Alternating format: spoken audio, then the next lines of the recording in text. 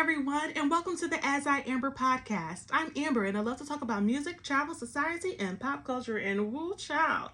This week, we got a lot to talk about music, rap, and the Grammys that are coming up this Sunday on CBS, hosted by comedian Trevor Noah. So where do we begin? Between this Nicki Minaj and Megan Thee Stallion beef to what songs are nominated for Grammys, it's been quite interesting. I'm going to start off by saying I might show a little bias because I like Nicki Minaj and I also love Megan Thee Stallion. It was so unfortunate these two beautiful black women are just beefing, and that's in hip-hop rap culture. When you beef with someone, you duke it out in a song, but Nicki Minaj is taking it way too far. You do not talk about someone's deceased parent. That is totally disrespectful, considering Nicki Minaj is married to a sex offender. Girl, bye.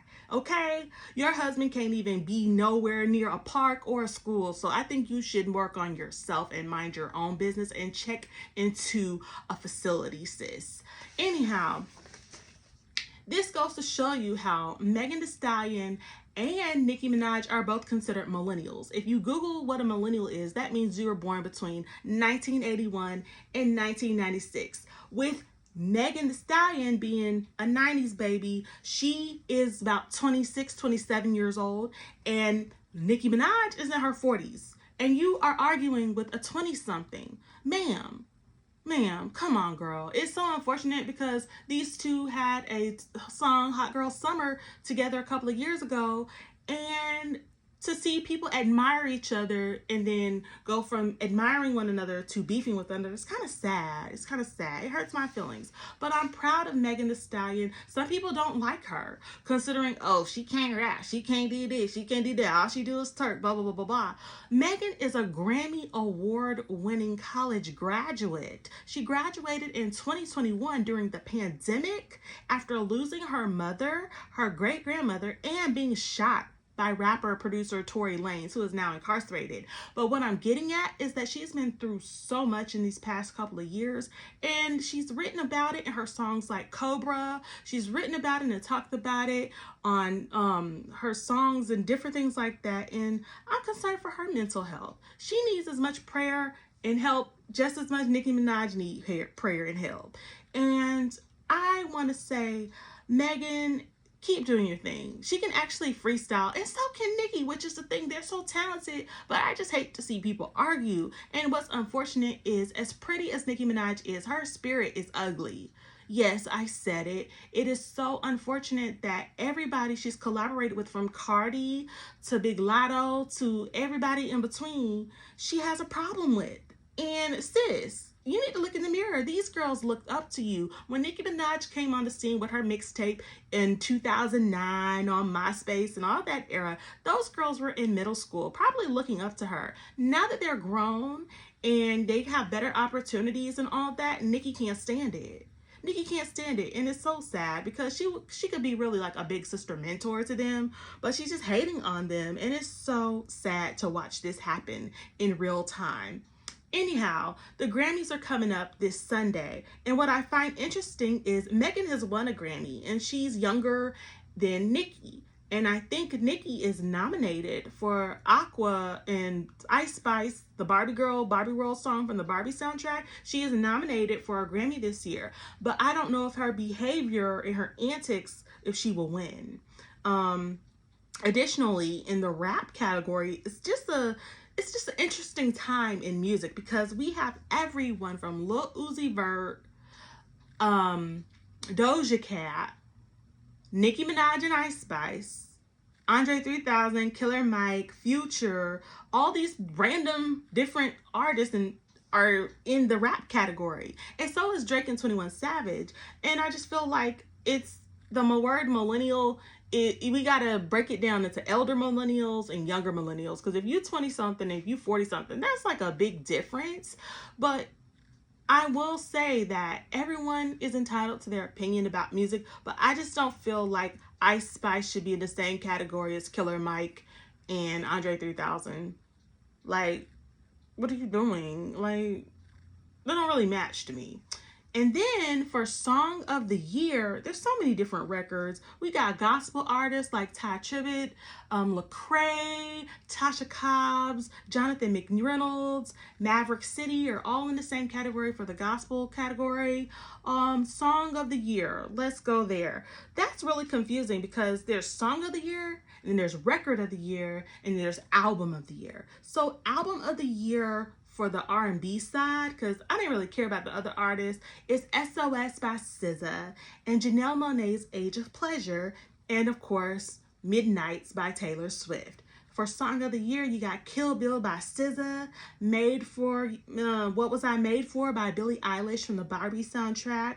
We got Dance by Dua Lipa from the Barbie soundtrack, and Flowers by Miley Cyrus. For country, I really like that song Last Night by Morgan Wallen. For Record of the Year, once again, I feel like it's gonna be between SZA and Taylor Swift. And also Olivia Rodrigo. We got Victoria Monet, Billie Eilish, Miley Cyrus, Boy Genius, and John Baptiste. Now the Grammys is always interesting because you have people who are kind of out of touch or a little bit older sometimes voting in certain categories. So a random song might win and you might think, hey, why wasn't this person nominated? Well, the Grammys has an open window. You have to apply for the Grammys. So I don't know what kind of record company or if they're independent.